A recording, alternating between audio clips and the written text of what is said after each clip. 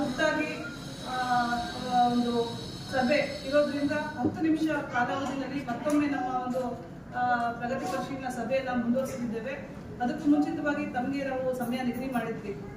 ಹಾಗಾಗಿ ಮುಂಚಿತವಾಗಿ ನಿಮ್ಮನ್ನು ಮಾತಾಡಿಸಿ ನಮ್ಮ ಉದ್ದೇಶವನ್ನು ತಿಳಿಸಿ ನಾವು ಮುಂದುವರಿಯೋಣ ಅಂತ ನಾವು ಈಗ ತಿಳ್ಕೊಂಡಿದ್ವಿ. ಹಾಗಾಗಿ ಏನು ನಾವು ವಿಸಿಟ್ ಮಾಡಿರ್ತಕ್ಕಂಥ ಸ್ಥಳಗಳಲ್ಲಿ ಯಾವ ರೀತಿಯಾದ ಕಾರ್ಯವೈಖರಿಗಳನ್ನ ಕೈಗೊಂಡಿದ್ದಾರೆ, ಸಮಸ್ಯೆಗಳನ್ನ ಪರಿಹರಿಸಿದ್ದಾರೆ ಅಂತ ನಾವು ಹೋಗ್ತಾ ಇರುವಾಗ ಇವತ್ತು ಬೆಳಗ್ಗೆ ನಾನು ಜಿಲ್ಲೆಗೆ ಬಂದ ತಕ್ಷಣವೇ ಚೌಳಿ ಕವರ್ನಲ್ಲಿರ್ತಕ್ಕಂಥ ಸಿಂಧೊಳ್ಳು ಮತ್ತು ಮಾಂಗಾರಡಿ 84 ಕುಟುಂಬಗಳು, ನಿರಾಶ್ರಿತ ಕುಟುಂಬಗಳು, ಕಳೆದ ವರ್ಷ ಕೂಡ ನಾನು ನಿರ್ದೇಶನ ಕೊಟ್ಟಿದ್ದೆ. ತಹಸೀಲ್ದಾರ್ ಅವರಿಗೆ ವ್ಯಾಪ್ತಿಯ ತಹಸೀಲ್ದಾರ್ ಅವರು ಬಂದಿದ್ದಾರೆ. ಇವತ್ತು ನಮ್ಮ ಸರ್ವೇಕ್ಷಣೆ ಮಾಡಿದಂತ ಸಹ ಬಂದಿದ್ರು.